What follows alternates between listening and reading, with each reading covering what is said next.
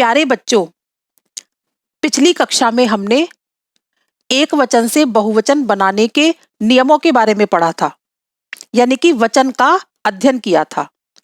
आज की इस कक्षा में हम वचन का अभ्यास करेंगे, यानी एक वचन से बहुवचन बनाने का अभ्यास करेंगे। तो चलिए हम इस कक्षा को शुरू करते हैं। यहाँ मैंने कुछ संज्ञा शब्द लिए हैं, जिनको मैंने एक वचन में लिया है। अब एक वचन से बहुवचन बनाने के लिए हम निर्विभक्ति रूप और सविभक्ति रूप दोनों में शब्द बनाएंगे। जैसे यहाँ पहले मैंने लिया अध्यापिका। अब आप देखिए, यह एक स्त्रीलिंग शब्द है और इसमें आकारांत है, यानी कि अंत में आ स्वर आ रहा है। आकारांत यानी कि इसका अंत आ स्वर से हुआ है। तो जब स्त्रीलिंग में आकारांत होता है तो हम उसका बहुवचन जब निर्विभक्ति रूप में बनाते हैं तो हम वहां ए लगा देते हैं। तो कैसे बनाएंगे हम अध्यापिका का? अध्यापिकाएं, इस तरह से। अध्यापिका और फिर ए लगा देंगे इसमें, अध्यापिकाएं। अब इसका सविभक्ति रूप हम किस तरह से बनाएंगे? मैंने आपको बताया था कि सविभक्ति रूप में हम ओ या यों का प्रयोग करते हैं। तो यहां क्या लगाएंगे हम? अध्यापिकाओं।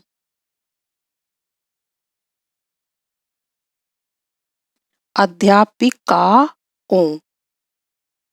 ये हो गया इसका सविभक्ति रूप। अध्यापिकाओं ने या अध्यापिकाओं को या अध्यापिकाओं के लिए, बाद में हम कोई भी कारक चिन्ह लगा सकते हैं इसमें। दूसरा है हमारा औजार। पुल्लिंग शब्द है और अकारांत है। तो पुल्लिंग में जब अकारांत होता है तो उसका एक वचन और बहुवचन दोनों एक समान होते हैं। औजार का क्या होगा? औजार।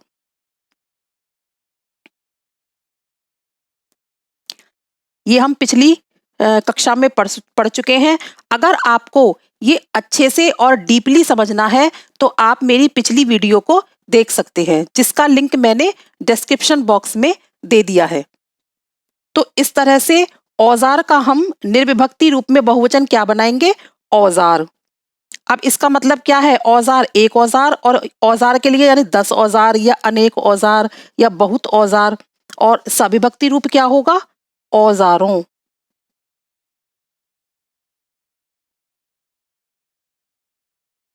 इस तरह से। फिर है कर्मचारी। कर्मचारी क्या है हमारा? एक पुल्लिंग शब्द है और बाद में ईकारांत है। तो जब पुल्लिंग शब्द का ईकारांत होता है तो एक वचन और बहुवचन समान होते हैं। अब यहां हम कर्मचारी का कर्मचारी ही लिखेंगे, इस तरह से।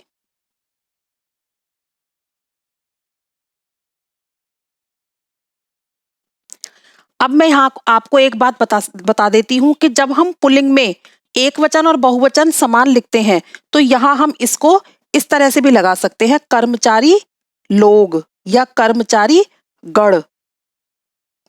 इस तरह से भी हम लगा सकते हैं। तो कर्मचारी लोग भी एक, अब देखिए यहां मैंने कर्मचारी लोग लगाया तो कर्मचारी तो हमारा एक वचन की तरह ही रहा। तो ये भी हमारा कर्मचारी है और यहाँ भी हमारा कर्मचारी है। इसके साथ हम लोग लगाने से हमें ये समझ में आता है कि ये हमारा बहुवचन है। और इसका सविभक्ति रूप क्या होगा? कर्मचारियों।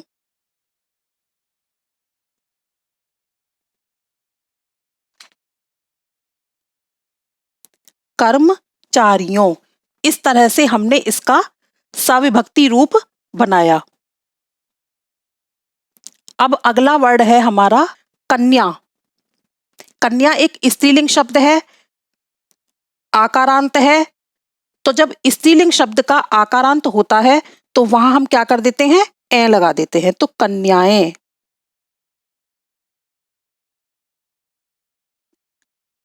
कन्या है। और सविभक्ति में क्या होगा? कन्याओं, कन्याओं, कन्याओं।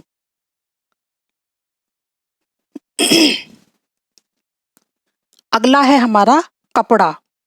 पुल्लिंग है, आकारांत है, तो क्या कर देंगे? ए, कपड़े। और सविभक्ति में कपड़ों। ये नियम हम पिछली कक्षा में सीख चुके हैं। यहाँ हम सिर्फ इनकी प्रैक्टिस कर रहे हैं, तो मैं बार बार आपको उस नियम को समझाने की बजाय बस ये बता देती हूँ कि ये स्त्रीलिंग है या ये पुल्लिंग है।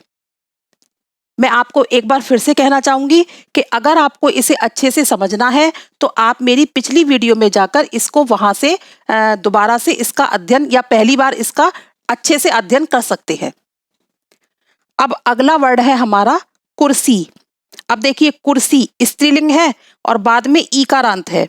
तो जब स्त्रीलिंग का ईकारांत होता है, लास्ट में जो उसका अंतिम स्वर होता है वो बड़ी ई होता है, तो हम जब उसका पुल्लिंग यानी कि बहुवचन बनाते, जब हम उसका बहुवचन बनाते हैं निर्विभक्ति रूप में, तो क्या कर देते हैं? बड़ी ई की मात्रा तो हम छोटी ई की कर देंगे और उसमें क्या लगा देंगे? या। तो किस तरह से बनाएंगे? कुर्सी या। देखिए, बड़ी ई की जो मात्रा थी उसको हमने छोटी ई की मात्रा बनाया और बाद में या लगा दिया, और सविभक्ति रूप में कुर्सियों।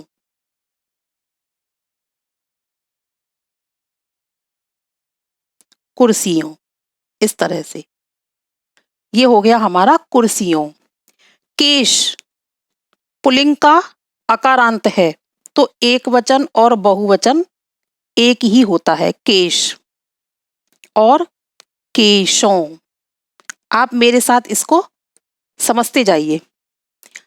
जब मैं आपको बोलने के लिए टाइम देती हूं तो आप अपने माइंड में इसका आंसर सोच सकते हैं, और फिर जब मैं बोलती हूं तो आप वहां से अपने आंसर को मिला सकते हैं। फिर है पुस्तक।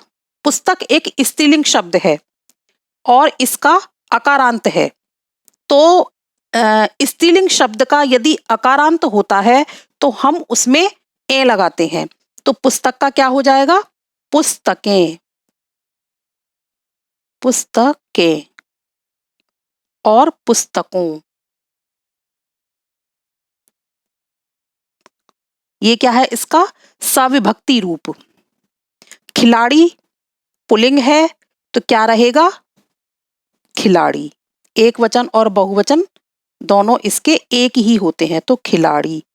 और सविभक्ति में खिलाड़ियों, तो खी ला और बड़ी ई की मात्रा को कर दिया छोटी ई की, खिलाड़ी यों लगा देंगे बाद में। ये हो गया हमारा सविभक्ति रूप। अब इसके बाद है कली। स्त्रीलिंग का ईकारांत है, तो क्या करेंगे हम? कलियां। क्यों? क्योंकि बड़ी ई की मात्रा को छोटी ई की मात्रा बनाया और या, कलियां और कलियों, कलियों। ये इसका निर्विभक्ति रूप है और ये इसका सविभक्ति रूप है, और ये हमारा संज्ञा शब्द है। संज्ञा शब्द एक वचन है, निर्विभक्ति रूप में हमने इसका बहुवचन बनाया है और सविभक्ति रूप में भी हमने इसका बहुवचन बनाया है। अब आता है गरीब। गरीब भी हमारा पुल्लिंग शब्द है और बाद में अकारांत है, तो क्या होगा इसका? गरीब। एक वचन और बहुवचन दोनों एक ही रहते हैं, लेकिन हम इसके साथ लोग शब्द भी यूज कर सकते हैं, गरीब लोग। तो ये हो गया हमारा गरीब लोग और सविभक्ति में गरीबों। मैंने ऊपर आपको कर्मचारी बताया था, वहां मैंने लगाया था कर्मचारी लोग, वहां आप उसके साथ कर्मचारी वर्ग भी लगा सकते हैं, कर्मचारी वर्ग। अब है चूहिया। चूहिया, देखिए स्त्रीलिंग में जो लास्ट वर्ड है हमारा या है, तो हम क्या लगा देंगे उसके ऊपर? या। इसको या बना देंगे, यानी कि इस पर चंद्र बिंदु लगा देंगे, चूहिया। और सविभक्ति में चूहियों, चूहियों। टांग स्त्रीलिंग का अकारांत है तो ए कर देंगे, एक ए लगा देंगे इसमें, तो टांग का क्या हो जाएगा? टांगे। और सविभक्ति में टांगों, टांगों, ओ लगा दिया इसमें। तो ये इसका संज्ञा शब्द है एक वचन में, ये इसका निर्विभक्ति रूप है बहुवचन में, और ये इसका सविभक्ति रूप है बहुवचन में। अब हम और शब्द ले लेते हैं। जैसे अगला शब्द है हमारा जानवर। अब देखिए, जानवर क्या है? पुल्लिंग शब्द है, तो निर्विभक्ति रूप में क्या बनाएंगे? बाद में अकारांत है पुल्लिंग में, तो जानवर का भी जानवर ही आएगा।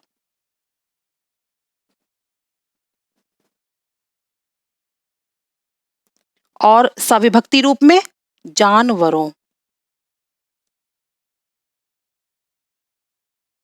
जानवरों, ओ लगा दिया बाद में। जू, जू एक स्त्रीलिंग है और इसमें क्या है? उकारांत, तो क्या कर देंगे हम? इसमें ए लगा देंगे, जुए। आप ये नियम पीछे से जो मैंने पिछली कक्षा में जो पढ़ाया था वहां से जाकर इसके नियमों को पढ़ सकते हैं। तो जुए और जुओं, जुओं, ओ लगा दिया इसमें सविभक्ति रूप में। तो जू का क्या करा? जुए, क्योंकि उकारांत है, स्त्रीलिंग का उकारांत है, तो जुए ए लगा दिया और इसमें ओ लगा दिया, जुओं। डिबिया स्त्रीलिंग का क्या है? बाद में क्या है? या वर्ड, तो क्या हो जाएगा ये? डिबी या। इस पे या पे चंद्र बिंदु लगा के इसको डिबिया बना देंगे। और सविभक्ति का बहुवचन डिबियों, यों, डिबियों। डिब्बा पुल्लिंग का आकारांत है, तो क्या करेंगे? डिब्बे, ए लगा देंगे बाद में। डिब्बा का हो गया डिब्बे। और सविभक्ति में बोलिए आप मेरे साथ, डिब्बों, ओ लगा देंगे बाद में, डिब्बों। नजदीकी स्त्रीलिंग का ईकारांत, तो आप बताइए क्या लिखूं यहाँ पर? क्या बनाना है यहाँ पर? नजदीकियां, बड़ी ई की मात्रा को छोटी ई का बनाया और या लगा दिया, नजदीकियां।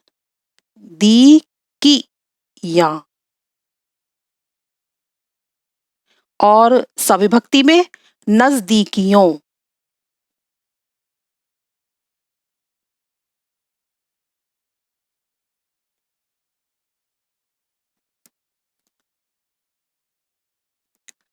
फिर आता है पक्षी, पुल्लिंग का ईकारांत है, तो यहां हम पक्षी ही लिखेंगे। अब आप देखिए, यहां आप पक्षी भी लिख सकते हैं और इसको पक्षी वृंद भी कर सकते हैं, पक्षी वृंद। पक्षी का तो हमारा पक्षी ही रहा, एक वचन और बहुवचन एक जैसा ही रहा, लेकिन हम इसको पक्षी वृंद भी कर सकते हैं। और यहां क्या आएगा? पक्षियों, पक्षियों, इसमें हम यों लगा देंगे बाद में। पाठक, अब ये बताइए क्या है? स्त्रीलिंग है या पुल्लिंग है? पुल्लिंग, तो पुल्लिंग में अकारांत है, तो हमने पाठक लिखा पहले। अब हम पाठक भी लिख सकते हैं और हम इसको पाठक गण भी लिख सकते हैं, पाठक वर्ग भी लिख सकते हैं, पाठक गण। यानी कि जो कुछ शब्द अब ये देखिए, पुल्लिंग के जो अकारांत, उकारांत, इकारांत होते हैं उसके एक वचन और बहुवचन दोनों एक जैसे होते हैं, लेकिन कुछ शब्द ऐसे हैं जिनको हम बहुवचन में लगाकर उसके बहुवचन के स्वरूप को भी दिखा सकते हैं। जैसे गण, वृंद, वर्ग, जन, दल, इस तरह के वर्ण कुछ शब्द हैं जिनको हम पुल्लिंग के बहुवचन बनाने में यूज कर सकते हैं। तो यहाँ हमने पाठक का क्या किया? पाठक गण। और सविभक्ति में क्या करेंगे? पाठकों। फूल पुल्लिंग का है, अकारांत, तो फूल ही रहेगा इसका निर्विभक्ति में बहुवचन, और सविभक्ति में फूलों। फसल स्त्रीलिंग का अकारांत है तो फसलें, क्योंकि जो इसका नियम है उसमें क्या बताया है, अगर स्त्रीलिंग का अकारांत है तो उसका बहुवचन बनाते वक्त हम उसमें ए कर देंगे, ए लगा देंगे, तो फसलें। और सविभक्ति में इसका फसलों, ओ लगा दिया। ज्यादा कुछ नहीं है, अगर आप इनके नियमों को अच्छे से समझ लेते हैं तो आप एक वचन से बहुवचन किसी भी विभक्ति में, चाहे वो निर्विभक्ति रूप हो चाहे वो सविभक्ति रूप हो, आराम से इनके बहुवचनों को बना सकते हैं। मछली स्त्रीलिंग का ईकारांत, तो कैसे बनाना है, मछलियां। बड़ी ई की मात्रा छोटी ई की मात्रा बनाई और फिर लियां, यानी कि या, मछलियों।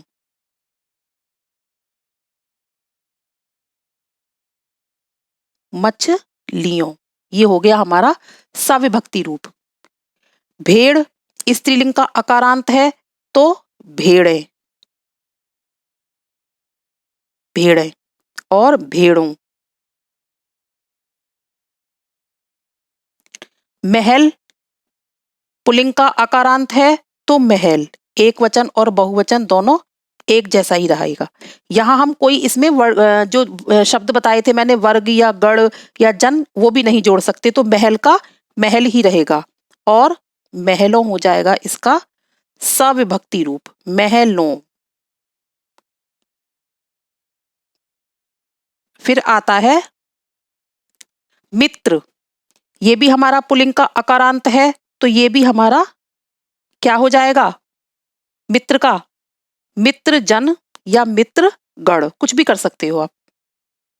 मैं यहां जन लगा देती हूं, मित्र जन या मित्र गण। देखिए मित्र का एक वचन भी मित्र है और मित्र का बहुवचन भी मित्र है, लेकिन बस हम इसमें जन लगा के इसको बहुवचन दिखा देते हैं, मित्र जन, मित्र गण, और इसका सविभक्ति रूप होगा मित्रों, ओ लगा दिया बाद में। रेखा स्त्रीलिंग का आकारांत तो रेखा, बोलिए अब आगे, रेखाएं, ऐसे, रेखाओं, रेखाओं। शिक्षक, मैंने आपको बताया था एक शिक्षक के लिए भी शिक्षक और बहुत सारे शिक्षकों के लिए भी शिक्षक, तो यहां पुल्लिंग का अकारांत है तो क्या आएगा, शिक्षक, और इसमें हम क्या लगा सकते हैं, गण या जन, शिक्षक जन या शिक्षक गण। और सविभक्ति में शिक्षकों, सविभक्ति में तो बस यो और ओ ही लगाना है। सड़क स्त्रीलिंग का अकारांत है तो सड़कें और सड़कों।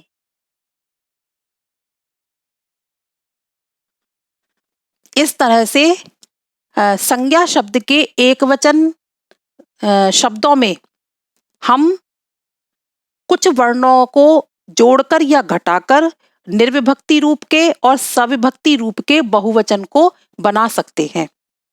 तो आज इस कक्षा में हमने एक वचन से बहुवचन वाले शब्दों को बनाया। उम्मीद करती हूं आपको यह चैप्टर यानी कि यह जो कॉन्सेप्ट था क्लियर हो गया होगा। अगली वीडियो में एक नए कॉन्सेप्ट के साथ फिर मिलते हैं, तब तक के लिए बाय बाय।